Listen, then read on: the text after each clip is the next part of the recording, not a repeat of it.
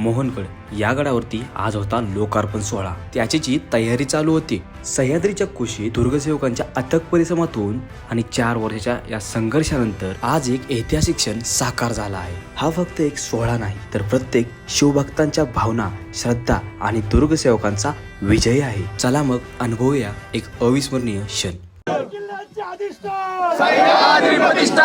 या लोकार्पण सोहळ्याला जाण्यासाठी आम्ही पुण्यावरून बोरमधून गाडी घेऊन निघालो मोहनगडाच्या दिशेने. 1.5 ते 2 तासाच्या प्रवासानंतर आम्ही पोहोचलो मोहनगडाच्या पायथ्याशी. आल्यानंतर मी तर मोहनगड कधी बघितला नव्हता, त्यामुळे खालून बघून घेतला. आता याचा इतिहास मी तुम्हाला थोडक्यात सांगतो. इसवी सन 1659 मध्ये छत्रपती शिवाजी महाराजांनी बाजीप्रभू देशपांडे यांना मोहनगड बांधण्याचा आदेश दिला होता. आज गडावरती तटबंदी जास्त शिल्लक नाही, पण गडावरती पाण्याच्या टाक्या आणि दगडी कातळामध्ये कोरलेल्या पायऱ्या बघायला भेटतील.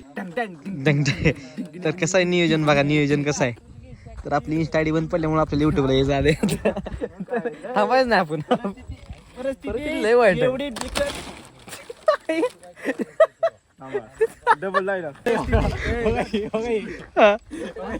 परिस्थिती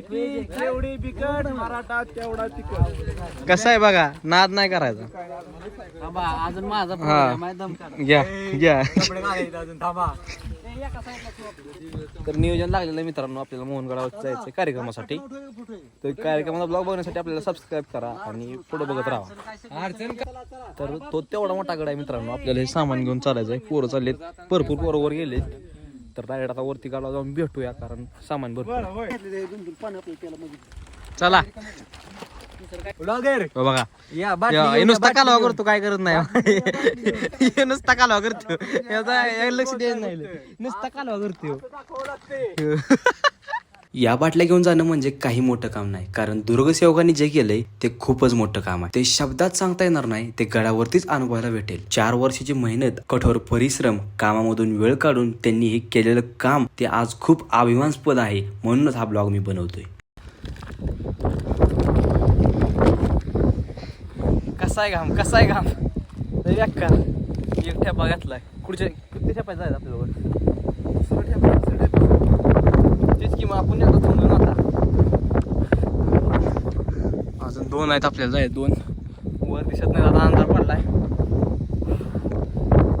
जाऊया. पुण्य लागणार आहे, लय पुण्य.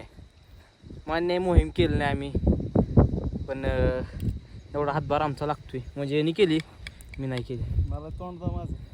हे बघा, यानं मोहीम केली गडाला, यानं पण केली, मी नाही केली, कारण ह्यानं मला आणलं नाही.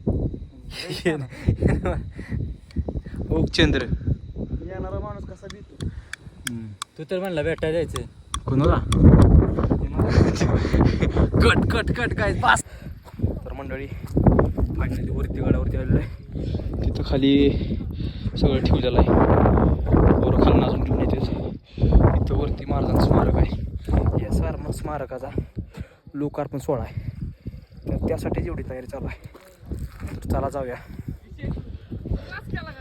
पुढे जाऊन बघूया स्मारक.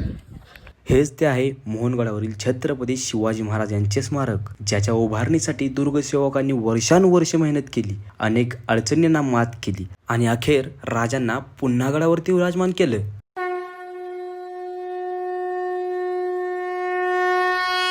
कार्यक्रमासाठी लागणारे हे जनरेटर खालून वरती कशा प्रकारे आणलं तुम्ही बघू शकताय. हळूहळू लोक गोळा व्हायला लागली. जनरेटर वरती आलं. सह्याद्रीचे दुर्गसेवक गडावरती आले. वेळ भरपूर झाल्यामुळं गडावरती धुकं पसरलं होतं. तर हा बघा इंद्रध्वज कसा दिसतोय. आता तुम्ही म्हणसाल हा इंद्रध्वज आहे का काय, तो नाही. असं लाईट पडत होती, मग आम्ही त्यामध्ये थांबलो होतो. थोडा आनंद घेत होतो, कारण आनंद घेणं हे आपलं कामच आहे. आणि फायनली गडावरती गाण्यांचा गाजावाजा चालू झाला.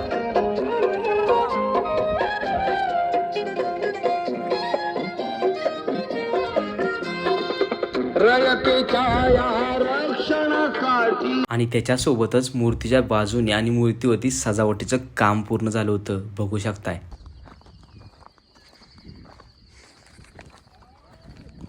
तर काहीच सकाळ झालेली आहे. सकाळ झालेली आहे. पाण्या शोधात निघालेली पाण्या शोधात पोर निघालेली बाहेर. तोंड इथं पाण्याच्या टाकीत धुकं असल्यामुळं काय दिसत नाही. सगळ्यांनी खाली आहे. मगाशी आम्ही असंच म्हणलो. रिस्क कोणी तर काहीतरी पेटवलं कोणी कोणी काय पेट धुवाय चूल पेटवली होती चूल पेटवली भाताला चूल पेटली होती त्यामुळे एवढं प्रदूषण झाले. गडावरती आल्यावर खूप काही औषध बघायला भेटत नाहीत, पण इतिहास आहे, गड बघितलाच पाहिजे. मग पाण्याची टाकी एक आहे आणि थोडाफार अवशेष. मित्रांनो लोकार्पण सोहळा तयारी चालू झाली होऊ शकते. तर आता होणार होता लोकार्पण सोहळा. याचं आयोजन सह्याद्री प्रतिष्ठानच्या दुर्गसेवकांनी आणि सह्याद्री प्रतिष्ठान पुणे विभाग यांनी केलं होतं, तसेच सोलापूर विभाग यांचेही हातभार. मग त्याचसाठी ज्या दुर्गसेवकांनी दुर्गसेवा केली, या मोहनगडाचे सेवेकरी झाले, त्यांचं इथं सत्कार चालू होता. हे आमचे मित्र हरिभाऊ यांचा पण खूप मोठा असा वाटा या मोहनगडाच्या मोहिमेमध्ये होता. डोळ्याचं पार न फिटल असं काम या दुर्गसेवकांनी गडावरती केलंय. मग आता सुरुवात झाली जल्लोषाची. आता भंडारा गोळा केला, हातामध्ये भंडारा घेतला आणि माझ्या पाठीमागे बघू शकताय एक दुर्गसेवक आपल्या फॅमिलीला, लहान बाळाला घेऊन गडावरती आला होता. त्यांचाही खूप मोठा वाटा या दुर्गसेवेमध्ये. असे दाखवेल तितके कमी आहेत, एवढे मोठे दुर्गसेवक आपले आहेत. मग सुरुवात झाली त्या सोहळ्याची.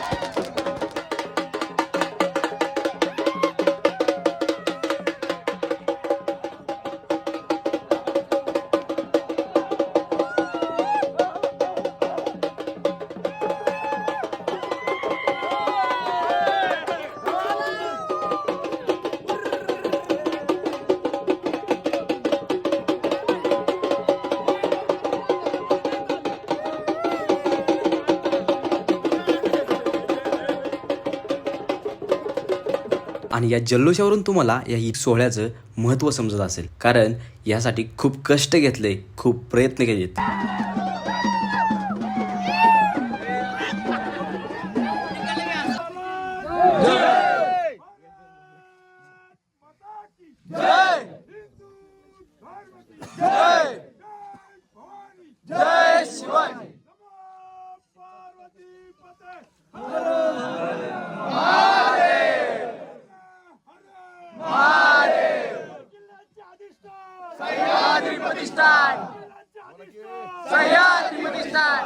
तर धुकं आटलं होतं, बघू शकताय. एकदम मस्त असं वातावरण झालं होतं. सोहळा संपला होता, पण माणसांचं इथून जायचं मन करत नव्हतं. दुर्गसेवक असावा तर कसा? उदाहरण तुमच्या पुढे आहे. आपल्या फॅमिलीला, लहान बाळाला घेऊन गडावरती आले होते. महाराजांबद्दलचं प्रेम आणि गडाची आवड, आणि त्यात या चिमुकल्या बाळासोबत श्रमिक सरांनी एक फोटो काढला. आणि बघू शकताय आपल्या महाराजांची मूर्ती किती सुंदर आणि किती भारी वाटते. इथून जायचं मनच करत नव्हतं, कारण ही फक्त मूर्ती नाही तर साक्षात छत्रपती शिवाजी महाराज आहेत असं वाटत होतं. तर मित्रांनो गडावरून आम्ही खाली उतरलोय आता.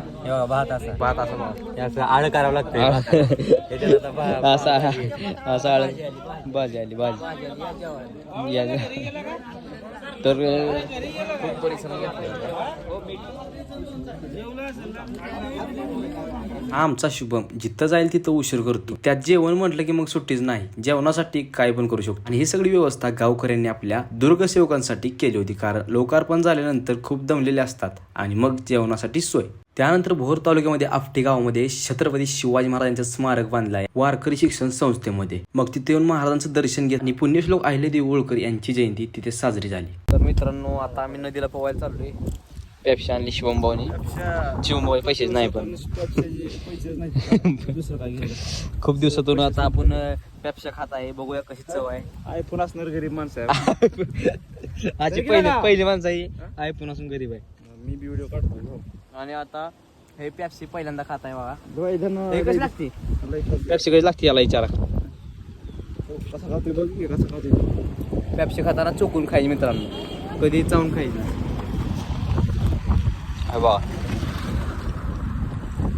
आयफोन आहेत पण पेप्सी घ्यायला पैसे नाहीत. आयफोन आहेत पण पेप्सी घ्यायला पैसे नाही, काय करायचं सांगा. वाघ तिकडे थांबले. आमच्या 2 वाघ आहेत. माझं बरं आहे बघा, माझ्याकडे पैसे पण नाही, आयफोन पण नाही.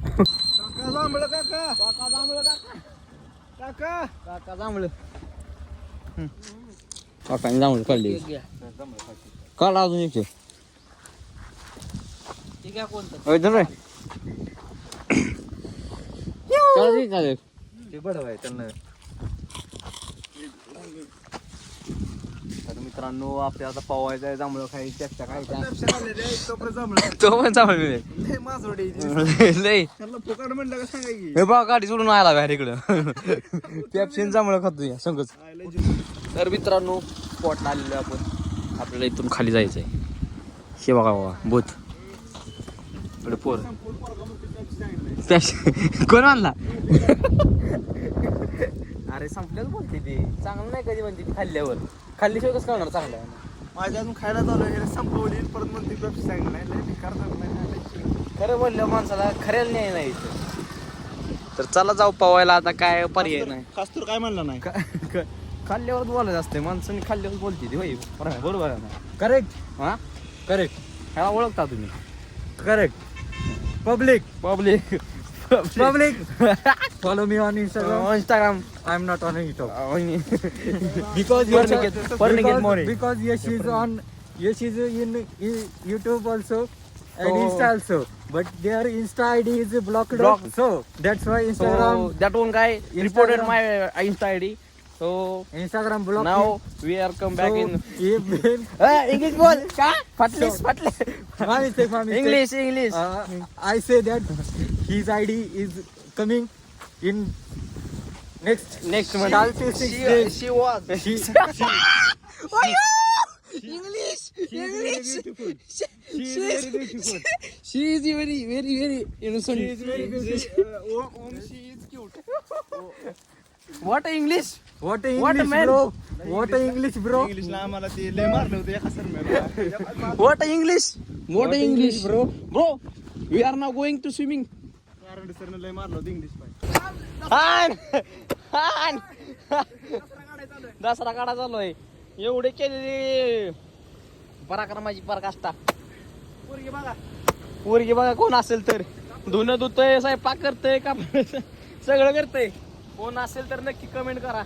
शुभम पताळे, ऐ शुभम आयडी, इन्स्टा आयडी. हा ऐ शुभ शुभ त्याला पवा येत नाही झाडच बघा. समीर कसं वाटतंय.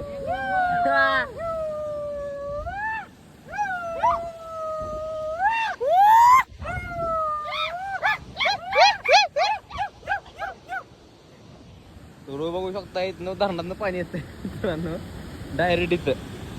आणि तो बिल्डर प्लस. माझं घेतलं चालू आहे. कसं आहे पाणी नाही राहिलं पाहिजे. कसं आहे